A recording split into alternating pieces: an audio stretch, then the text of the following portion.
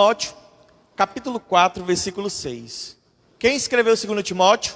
O apóstolo Paulo. E ele diz o seguinte: quanto a mim, já estou sendo derramado como libação, e o tempo da minha partida está próximo. Combati o bom combate, acabei a carreira, guardei a fé. Desde agora, a coroa da justiça me está guardada, a qual o Senhor, justo juiz, me dará naquele dia, e não somente a mim, mas também a todos os que amarem a sua vinda. Amém? Glória a Deus. Uma visão de sucesso, queridos. Quando nós ouvimos falar de sucesso, a palavra sucesso, nos vem muita coisa na nossa mente. Prosperidade, riqueza, status.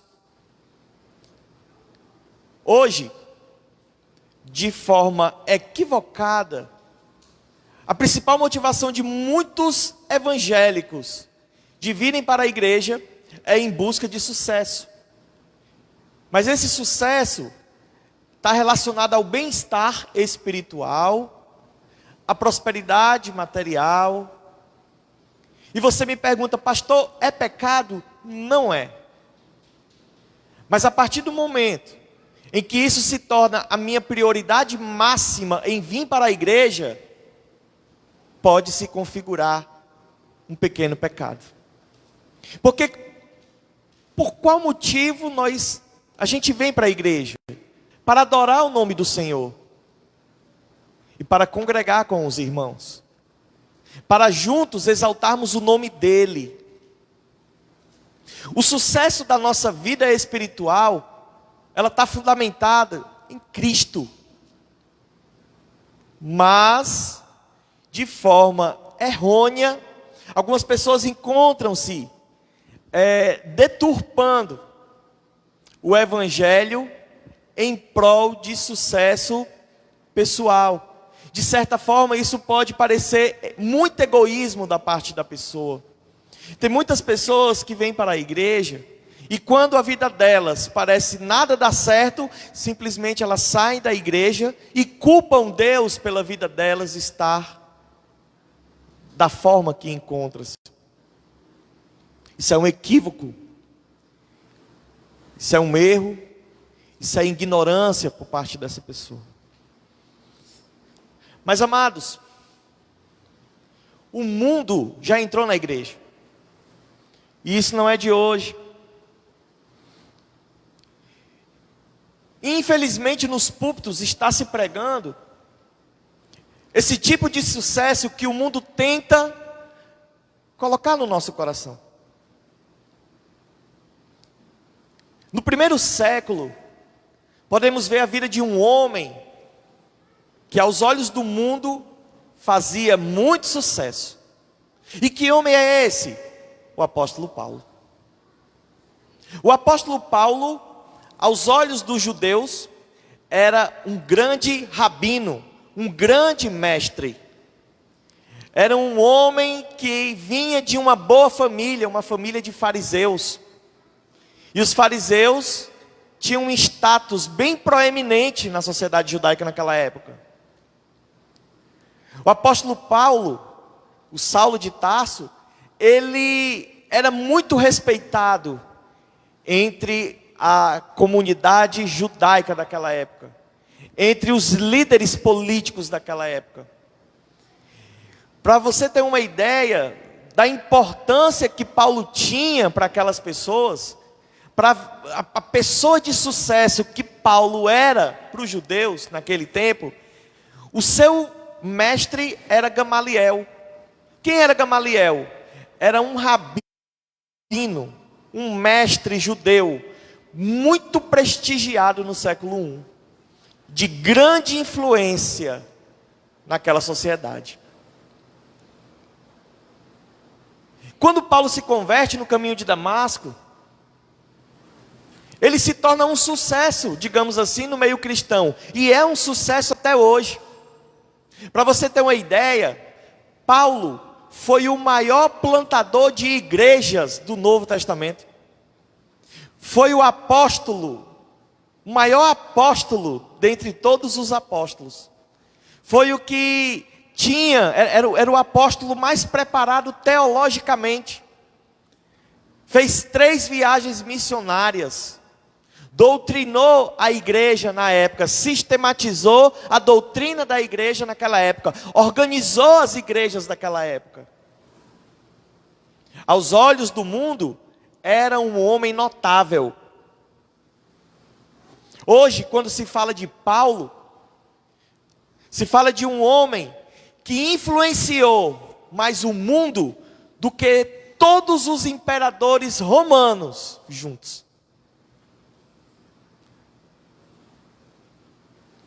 Mas ele tinha uma missão, ser o apóstolo dos gentios. Ele tinha um propósito, e esse propósito o levou para trás das grades. De repente, o grande apóstolo dos gentios estava preso numa masmorra em Roma. Paulo, no mínimo, foi preso 3 vezes. Uma em Filipos, quando estava com Silas, aquela passagem em que ele estava preso, depois de ter sido açoitado, adorou ao Senhor na prisão, a cadeia tremeu, o carcereiro chegou, viu aquela cena, ficou assustado, eles evangelizaram o carcereiro, ganharam o carcereiro e a família para Jesus. Essa prisão em Filipos. A outra prisão foi uma prisão motivada por motivos religiosos. Foi a primeira vez que ele foi preso em Roma. Foi uma prisão mais tranquila, foi uma prisão doméstica. Ele tinha liberdade para escrever, para evangelizar. Ele tinha mais conforto, mais comodidade, apesar de estar preso. Assim que Paulo saiu da prisão, ele voltou a fazer viagens missionárias. E aí, alguns anos depois, agora por motivações políticas, o imperador Nero determina a prisão de Paulo novamente. Só que essa prisão seria diferente. Dessa vez, o grande apóstolo dos gentios estaria numa masmorra fria e escura, onde geralmente as pessoas que eram presas nessa masmorra saíam leprosas, direto para o martírio. O homem que era sucesso entre os judeus, o homem que era sucesso em meio à liderança cristã da época, agora estava pedindo para que trouxessem para ele uma capa de frio, porque o inverno estava chegando, e o inverno naquela época era um inverno muito rigoroso. O nosso apóstolo não tinha nenhuma capa para se proteger do frio.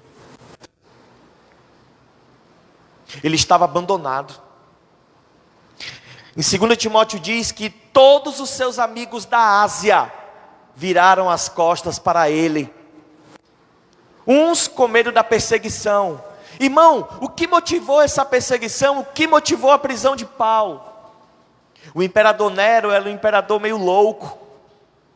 E um belo dia ele decidiu tocar fogo em Roma. Foram 6 dias e 7 noites de incêndio. Dos 14 bairros de Roma, 10 foram incendiados. E, por coincidência, 2 bairros dos 4 que não foram incendiados eram bairros de judeus e cristãos. Então, o imperador Nero usou isso como motivação para estabelecer uma perseguição ferrenha contra cristãos e judeus. A perseguição era tanta que chegou a faltar madeira para fazer cruz para crucificar crente. Paulo e Pedro foram presos nessa jornada maldita e sangrenta de perseguição à igreja. O nosso apóstolo estava abandonado. O apóstolo Paulo, o apóstolo dos gentios, na sua primeira defesa, na sua audiência, ninguém, absolutamente ninguém, veio à audiência para testemunhar em seu favor, e isso o levou a ser condenado à morte. Ele era um preso político, porque o movimento que Paulo fazia de evangelismo ia contra o Império Romano.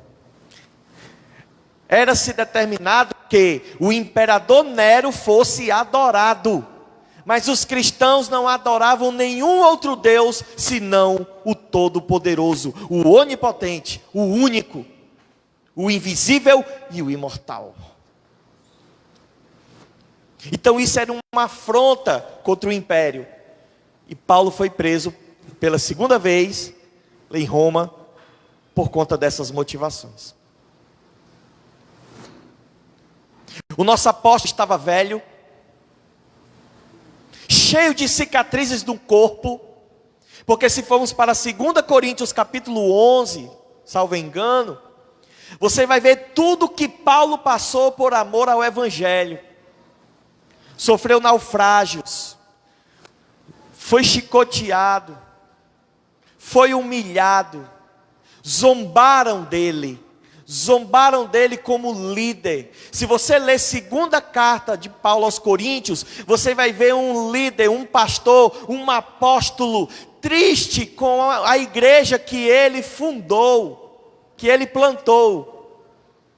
Porque a própria igreja que ele alimentou, que ele nutriu, que ele cuidou com amor, que ele deu a vida para que aqueles crentes pudessem conhecer a Cristo, agora, seduzidos por falsos profetas, estavam dizendo que Paulo não era apóstolo.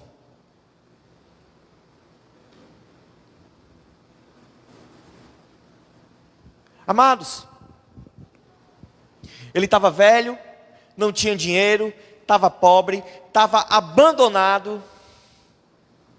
Imagina a mente e o coração de um homem desses, que deu a sua vida pelo evangelho e de repente se encontra acorrentado numa prisão romana suja, insalubre, fria, escura, como um criminoso, preso por um crime que não cometeu, preso injustamente.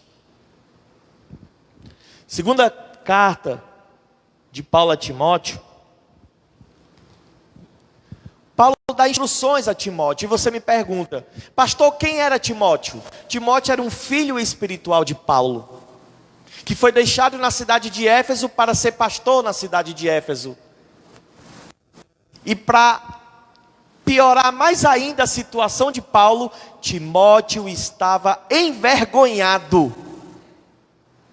Estava sentindo vergonha de Paulo. Imagina a pessoa que você ganhou para Jesus, que você discipulou, que você deu amor, que você acompanhou, que você deu a sua vida por ele. E de repente, quando você mais precisa da presença dele, por conta dele estar com vergonha do seu pai espiritual, estar preso numa condição humilhante, ele não o visita. Paulo sabia que eram os últimos momentos dele, que já estava próximo da partida dele. E ele pede, ele amava tanto a Timóteo que falou, meu filho, venha me visitar. Querido, ser cristão não é fácil. Tem um preço grande a pagar. A visão de sucesso bíblica é um pouco diferente da que nós estamos acostumados a ver. Não é uma visão pessimista, mas é uma visão realista. Porque, queridos, nós não somos desse mundo. Nós somos de outro mundo, a nossa pátria é celestial. É por isso que o Espírito Santo, ele está trabalhando todo dia na nossa vida e construindo uma mentalidade, não terrena, mas uma mentalidade do céu. E a cada dia que nós vamos mergulhando no oceano do Espírito, nós passamos a viver mais na terra, pensando no céu. a ponto de sentirmos saudades do céu. Mas irmão, como é que eu vou sentir saudade de uma coisa que eu não sei, que eu não me lembro como é, eu não sei como é? Amado, é espiritual. A nossa origem foi de lá. Então a nossa alma, de maneira, digamos assim, subjetiva, ela anseia voltar para o seu lar. E aí, voltando aqui, Paulo ele instrui Timóteo a pregar a palavra, a defender a sã doutrina, a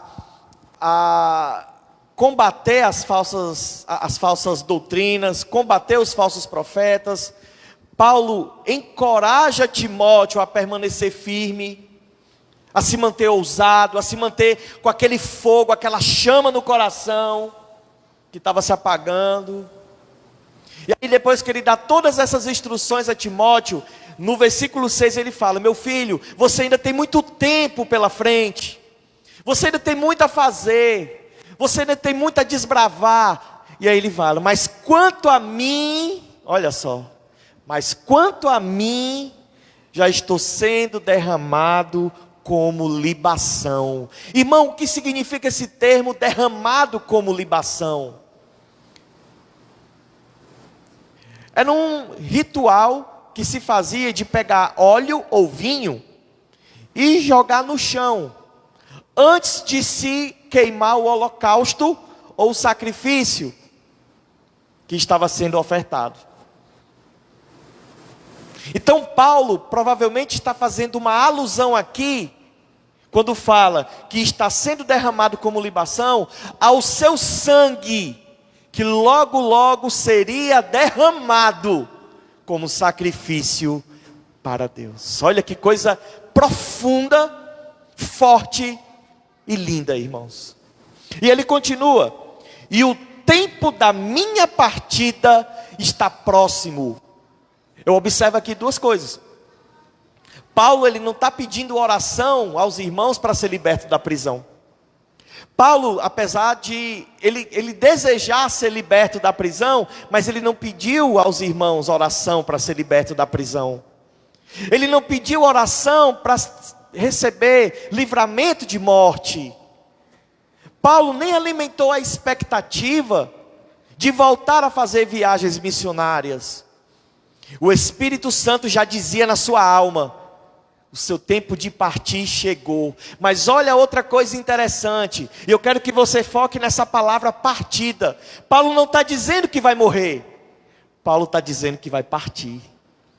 E existe uma diferença tremenda nisso, que impacta diretamente na visão cristã em relação à morte. A palavra partida, no grego, ela tem alguns significados. Primeiro significado, partida quer dizer tirar das costas de alguém um fardo. A palavra partida tem um desses significados: tirar das costas de alguém um fardo muito pesado. Trazendo para uma aplicação na nossa vida, a morte para nós, quando ela chegar para nós, por mais que muitas pessoas vão derramar lágrimas por conta da nossa partida, mas para nós é um fardo que está sendo tirado das nossas costas, é um fardo que vai estar sendo tirado da nossa alma, porque quando fecharmos os nossos olhos e abrirmos eles novamente, quem encontraremos é o nosso Senhor, Salvador, Redentor e Libertador Jesus, de braços abertos a nos receber na cidade santa, no lugar onde não haverá dor, não haverá ranger de dentes, não haverá sofrimento, não haverá depressão, não haverá ansiedade, não haverá perseguição. O diabo tem tentado tirar essa esperança da nossa alma, da nossa mente, do nosso coração. E nos prendemos muito aos problemas deste mundo. Nós não somos deste mundo. E apesar de termos problemas neste mundo, o nosso Deus é maior do que todo e qualquer problema que o mundo pode nos impor. Um segundo significado de partida aqui é levantar a âncora para que o navio parta de um lugar para outro. Ou desamarrar um bote, um barco, para que ele possa atravessar o rio de uma margem para outra. Enquanto que o mundo treme diante da morte, nós, a igreja do Senhor Jesus, devemos encarar a morte apenas como uma mudança de endereço, uma mudança de local. Queridos, nós vamos apenas mudar de endereço, e o endereço para onde nós vamos é eterno. Um terceiro e último sentido que eu quero apresentar para a palavra partida é o ato de se levantar acampamento e partir para um lugar, para um lar definitivo. Todos nós um dia vamos levantar o nosso acampamento, vamos afrouxar as estacas da tenda, organizar, arrumar a tenda. Sabe por quê? Porque o nosso Senhor vai estar dizendo: meu filho, minha filha, chegou o momento de você vir para a casa do seu pai. Chegou o momento de você vir para o seu lar eterno. O lar onde você terá gozo, alegria, onde você será eternamente aperfeiçoado. Esse é o terceiro sentido para a palavra partida. Então Paulo sabia que o imperador Nero, que o Império Romano já tinha condenado ele à morte. Mas queridos e queridas, Paulo não ia entregar a vida dele para Roma. Paulo ia entregar a vida dele para Deus. É por isso que ele diz que ele já estava sendo derramado como libação, como sacrifício para Deus, e o tempo da sua partida estava próximo. E ele queria ver pela última vez o seu filho amado Timóteo, que ele tanto amava e estimava. Nós não sabemos se deu tempo Timóteo chegar em Roma para se despedir de Paulo. Mas independente de Timóteo ter chegado ou não, independente da despedida, Paulo já estava se despedindo desse mundo para correr diretamente para os braços do seu Senhor. Você percebe aqui uma reflexão que Paulo faz sobre a sua vida. E aqui ele faz uma reflexão da sua vida presente, do momento em que ele estava passando. Ele estava dizendo: eu estou pronto. E quando você vai para o versículo 7, ele diz: combati o bom combate. A vida cristã, amados, é uma vida de lutas, é uma vida de batalhas. Nós somos chamados todos os dias para o bom combate. Vale a pena lutar o bom combate. Às vezes nós nos envolvemos em brigas, em lutas, em combates que não valem a pena, que não produzem nenhum resultado positivo, que só traz destruição, rancor, ressentimento, divisão. Mas quando estamos dispostos a lutar o bom combate, vale a pena. A gente sofre, a gente leva porrada, a gente fica ferido. Às vezes ficamos à beira da morte, mas sabemos que os resultados serão satisfatórios. Paulo, em Tessalônica, combateu o bom combate, lutando contra pessoas relaxadas e fanáticas. Lá em Éfeso, ele lutou contra judaizantes. Lá em Colossos, ele lutou contra gnósticos.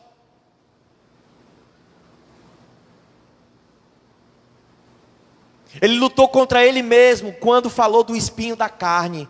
Quando ele disse que tinha um espinho na carne. Lutou contra a própria natureza, contra o próprio eu. Lutou contra as próprias pressões interiores, os terremotos internos que sentimos todos os dias. Lutou contra as pressões ao seu redor. Lutou contra o mal que existia dentro dele e o mal que existia ao seu derredor. Lutou contra as astutas ciladas do diabo. Lutou contra o desprezo. Lutou contra o abandono.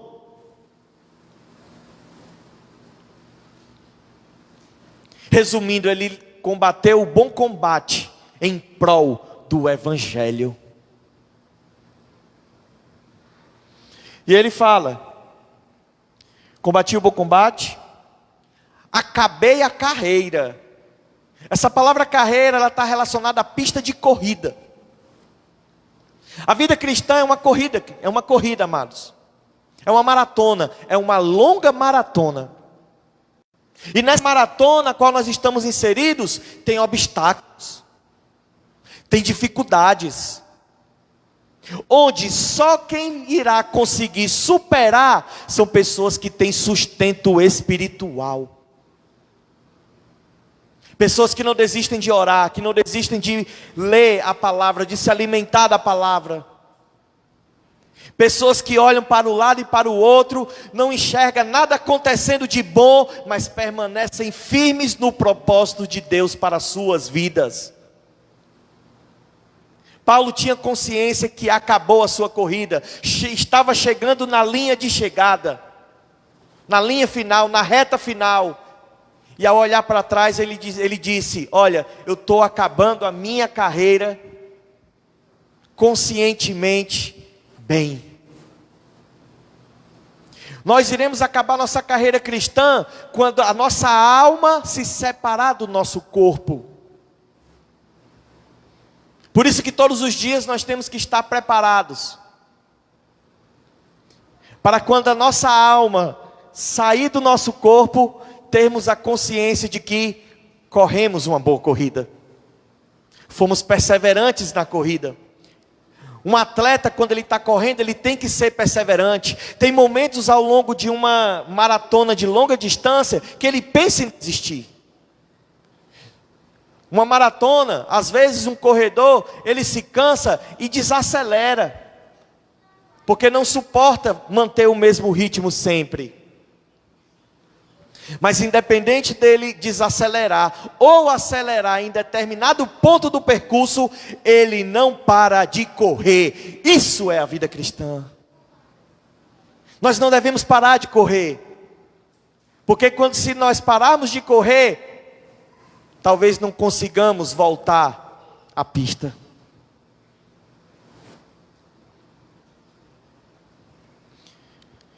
E para finalizar esse versículo ele fala: guardei a fé. O que significa guardar a fé, irmão? Paulo tinha consciência da sua fidelidade pessoal em relação a Deus. Ele foi obediente até o fim. Ele perseverou defendendo o Evangelho até o fim. Ele proclamou, ele ensinou. Ele estava com a espada no pescoço, mas consciente de que o seu passado não iria condená-lo.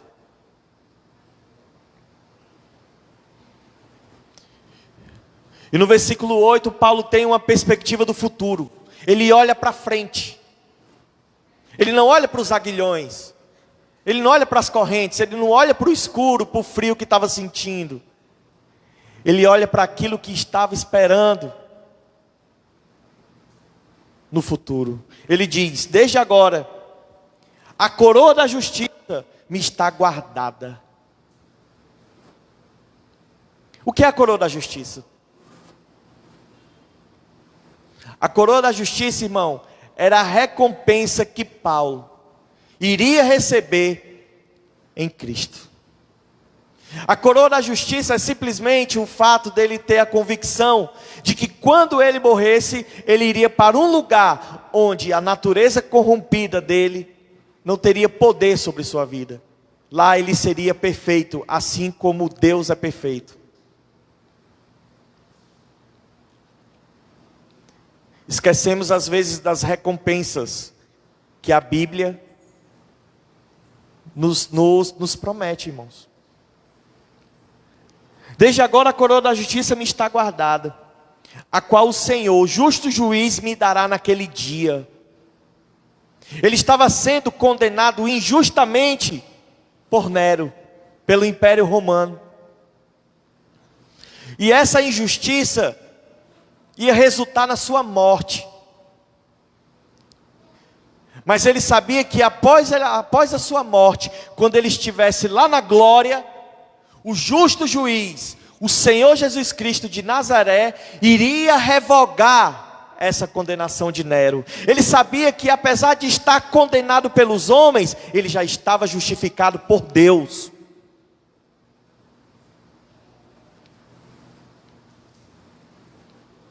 Quando alguém te apontar, quando alguém te condenar, quando alguém te caluniar, seja maduro, seja madura. Irmão, estou sendo injustiçado no trabalho, estou sendo injustiçada na igreja, estou sendo injustiçado na minha casa. Entrega tudo a Deus, irmão, e Ele tudo fará. Não se preocupa com a condenação dos homens, não se preocupe com o que os homens dizem a seu respeito. Seja um crente maduro e saiba que se você se arrependeu dos seus pecados, eles já foram lançados no mar do esquecimento, já foram esquecidos por Deus, eles não têm mais poder de te acorrentar, de te aprisionar, e você já está justificado por Cristo. Precisamos pensar mais na nossa salvação, valorizar mais a nossa salvação. Quando estamos acometidos por algum problema, em primeira mão a gente pode até se abalar, pode até ficar estremecido, mas saiba que esse problema é temporário, vai passar. O diabo está investindo na sua vida.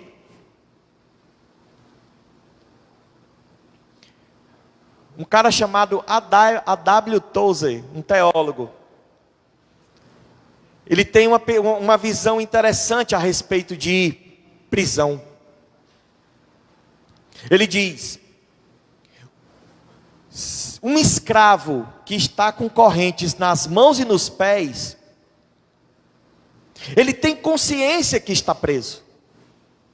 Se olharmos no fundo dos olhos desse escravo, você vai conseguir ver a fúria do homem livre dentro dele.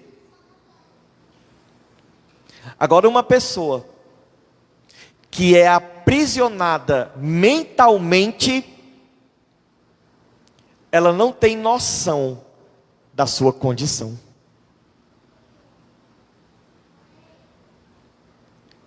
Tem muitas pessoas, irmãos, que criticam a Bíblia, que não acreditam na Bíblia, que criticam Jesus, que criticam a igreja.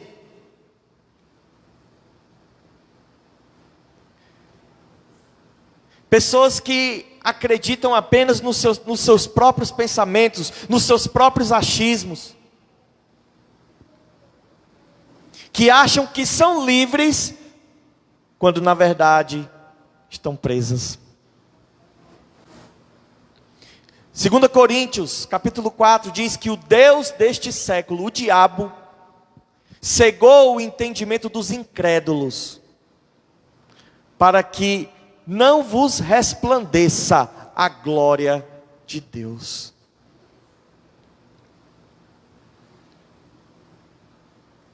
Eu fico imaginando o quanto o diabo investiu na vida de Paulo, no coração de Paulo e na mente de Paulo.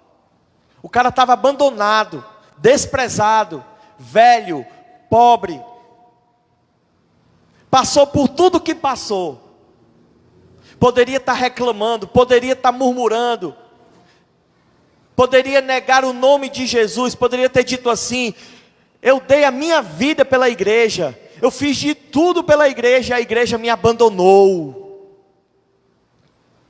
Jesus, eu estou trabalhando para ti, plantei igreja, doutrinei a igreja, falei do teu nome para a igreja, e é isso que eu mereço, é isso que eu recebo como recompensa? Não. Assim o diabo ele tentou até Jesus, irmão, quanto mais Paulo. Mas Paulo era um homem livre. Não existiam, poderiam existir correntes acorrentando Paulo naquela prisão, mas a sua mente e o seu coração eram livres para o Senhor.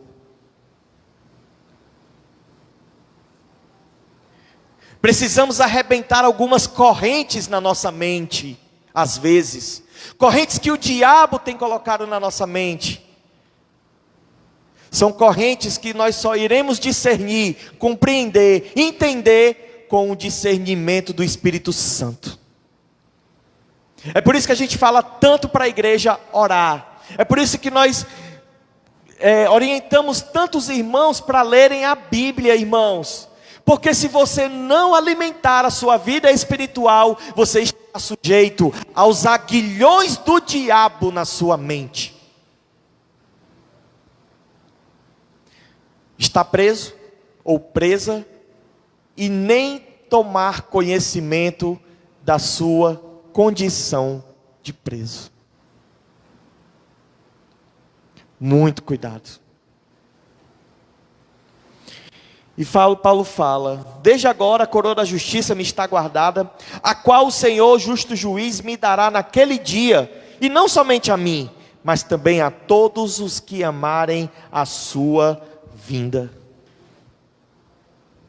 Amados, Paulo cria nas promessas do Senhor. Sabe quantas promessas em média a Bíblia tem para nós? Mais de 8.000 promessas. Mais de 8.000 promessas a Bíblia tem para a minha vida e para a sua vida. Precisamos ter conhecimento dessas promessas, abraçá-las firmemente, crer que elas irão se cumprir na nossa vida, ou já estão se cumprindo na nossa vida. E a promessa do Senhor, ela será cumprida conosco ou sem nós. Independente se nós crermos ou não, se acreditarmos ou não, elas estão ali à disposição de todo aquele que crê. E uma das maiores promessas existentes na Bíblia é que Jesus irá voltar, é que o Rei está voltando. Hoje, você pensou na volta de Jesus ou ficou pensando nos problemas que você vai ter que resolver amanhã? O rei está voltando. Paulo estava preso. Paulo estava numa condição humilhante. Mas ele não deixou o diabo colocar na sua mente correntes que o impediam de correr para os braços de Jesus e nunca mais voltar para o mundo. Creia nessas promessas. Eu tiro algumas lições dessa palavra para finalizar. A primeira lição é que a visão de sucesso do mundo é totalmente diferente da visão de sucesso de Deus para a nossa vida. A visão de sucesso que a Bíblia nos ensina é loucura para o mundo. Tem muitos pregadores que pregam sobre Paulo. Mas será que esses pregadores estariam dispostos de pregar com o mesmo fervor, com o mesmo amor, com o mesmo prazer, na condição que Paulo estava no final do seu ministério e no final da sua vida?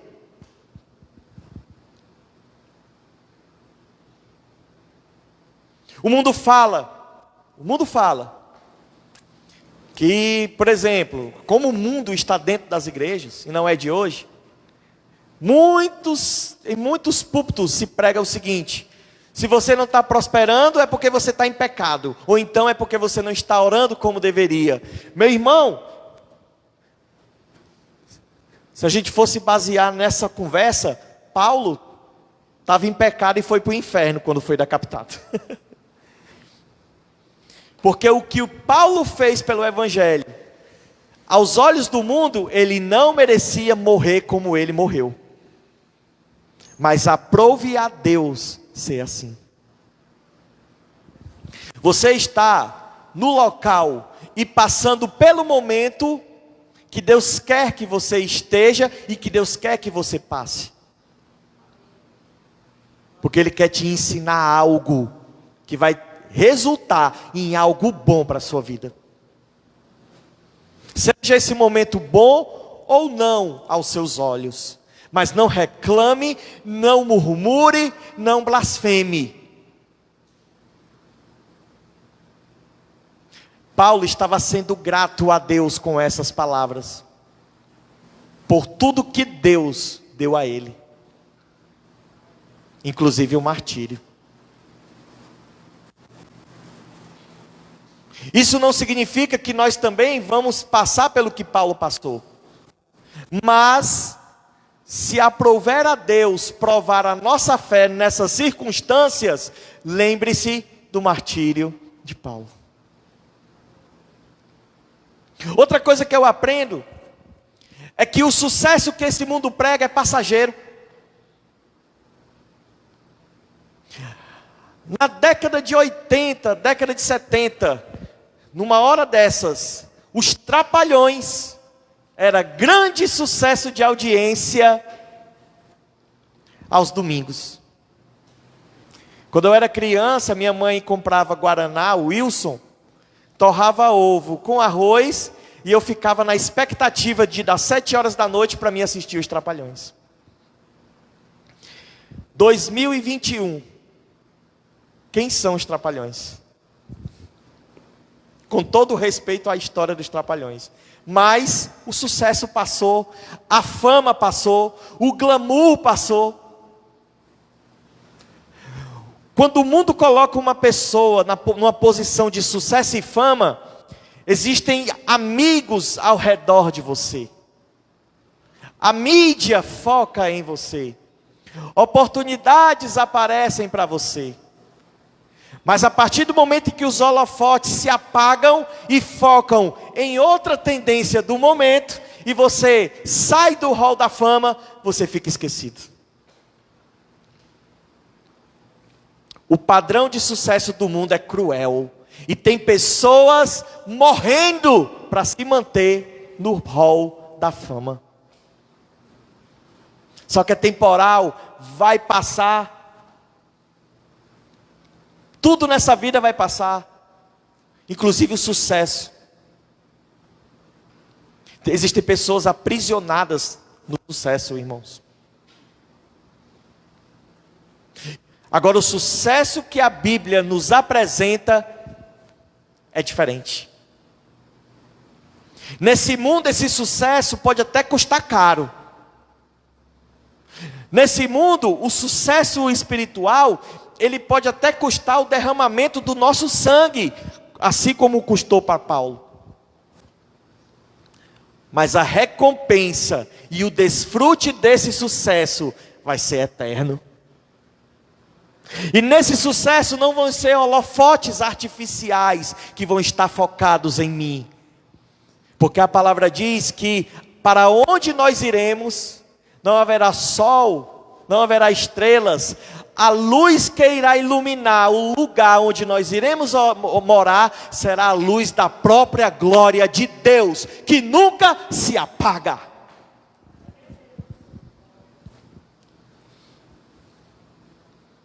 E a terceira e última lição que eu aprendo com a palavra de hoje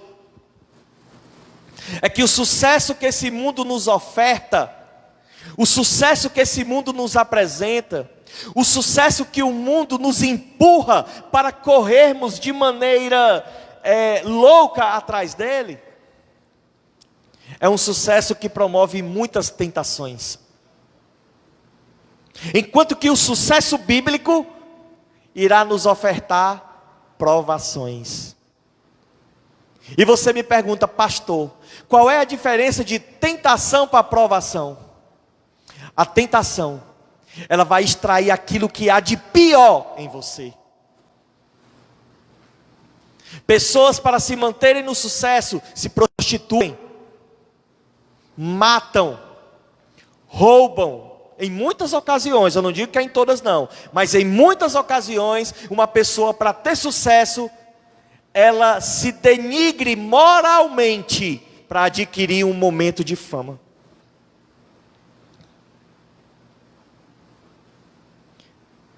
Mas o sucesso, a visão de sucesso que eu quero apresentar para a igreja hoje, é a visão de sucesso de Paulo. Paulo estava passando no último minuto da sua vida, nos últimos minutos da sua vida, momentos de provação ferrenhos, irmãos. Por conta de todas as circunstâncias que eu já elenquei aqui. Mas sabe qual é o bom da provação? É que a provação, ela vai extrair aquilo que há de melhor em você. Quando alguém te machuca, é uma provação da sua fé. E ao invés de você revidar, você retribui com perdão e amor. Dói. Vai contra a nossa natureza.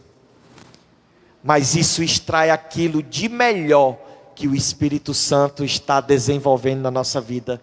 Amor e perdão. Quando somos provados na vida financeira, queridos, o que é extraído de melhor em nós? A gente fica um pouco preocupado.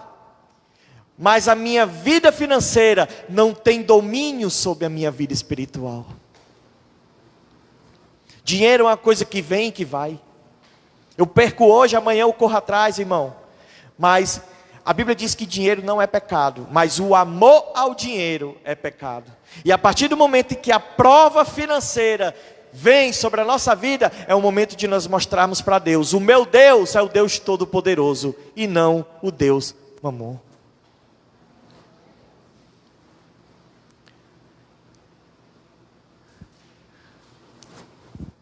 Então, queridos, medite sobre essa visão espiritual a respeito de sucesso.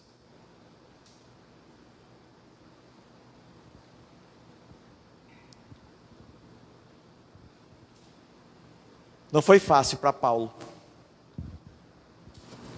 mas ele nos encorajou, mostrando como um crente deve se comportar diante das provas dessa vida. Ao findar o labor desta vida, quando a morte ao teu lado chegar,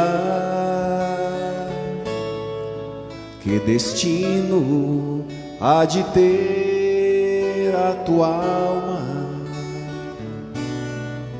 Qual será no futuro teu lar? Meu amigo, hoje tu tens a escolha: vida ou morte, qual vais aceitar? Amanhã pode ser muito tarde. Cristo te quer te salvar. Tu procuras a paz neste mundo, em prazeres que passam em vão, mas na última última hora da vida, eles não mais se satisfarão. Meu amigo, hoje tu tens a escolha, vida ou morte, qual vais aceitar? Amanhã pode ser muito tarde. Hoje Cristo te quer libertar. Por acaso tu riste, ó amigo, quando ouviste falar de Jesus? Mas somente Jesus pode dar-te salvação pela morte na cruz. Meu amigo, hoje tu tens a escolha,